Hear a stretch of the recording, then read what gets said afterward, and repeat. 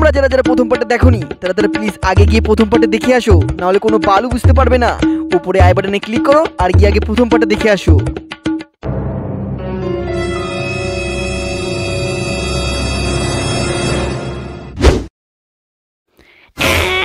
পারুল মরে গেল, কি করতে মরলো? ও বাদে অন্য কেউ তো মরতে পারতো।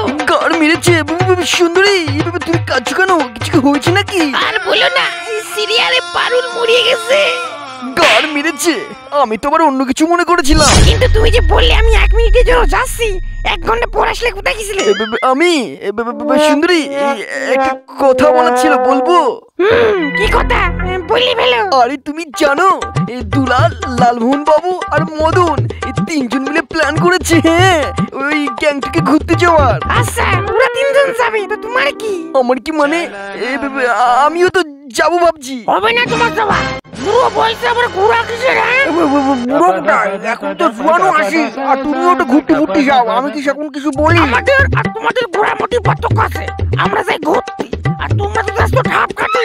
আমি কদিন বাপের বাড়ি যাচ্ছি ঘুরতে, তুমি কদিন এখানে বাড়ি থেকে বাড়ি কিন্তু পাহারা দিবা। সুন্দরী, বলছিলাম আমি তো কোথাও ঘুরতে যাই না, এইখানে যাই, তারপরে তুমি যা বলবে তাই শুনবো। তোমার যাওয়া হবে না, একবার বললে কথা কানে যায় না।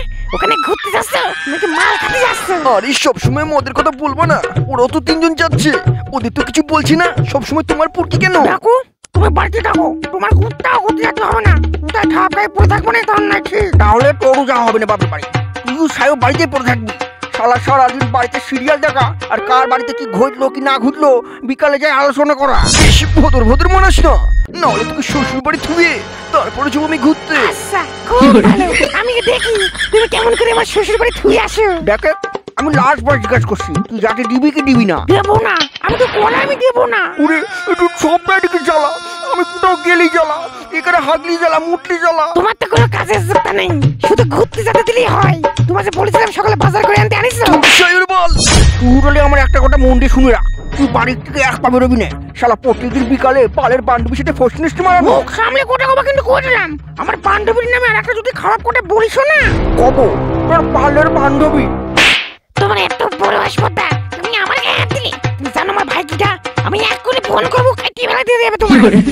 তোমার গায়ে হাত দিয়ে শিক্ষা দিচ্ছি আমি। গাড় মেরেছে, সত্যি যদি তোর ভাই চলে আসে তাহলে তো মানে শালা বিয়ে করে ফাঁসিয়ে গেছি বাবা মার কথা শুনে। শালা হাত দিয়ে গেলেও তোমার কাছ থেকে পারমিশন নিয়ে যেতে হয়। বেটে কোনো লাভ হবে না, আমার কথা ভালো করে শোনো। কদিন আমি বাড়ি থাকছি না, দুধওয়ালা যদি আসে কই তো বাড়ি নিয়ে দুধ নেবে না, বুঝতে পারলে? আর জন্য বাড়িতেই থাকা হয়। কি বলছে শুনছো না নাকি? বাবা শুনছি, তুমি নির্ভয় ঘুরে আসো, আমি বাড়ি পাহারা দিচ্ছি। ভাই ফোন ধরেছিল, আসছে, তোমার খাইতে ধুয়ে যাবে। শালা বন্ধুকে নিয়ে আসছে, ছেলে পেলে ডাকেও নিয়ে আসছে, দেখাচ্ছে তোমার। সুন্দরী, বলছিলাম ভুল হয়ে গেছে, তোমার সব কথা শুনবো, আমি আর ঘুরতেও যাবো না। ঠিক আছে, এদিকে আসি, আমার পাড়া টিপে দাও দেখি। আরে এটা আবার বলতে হয় নাকি? তোমার ভাইকে ফোন করে আসতে মানা করে দাও।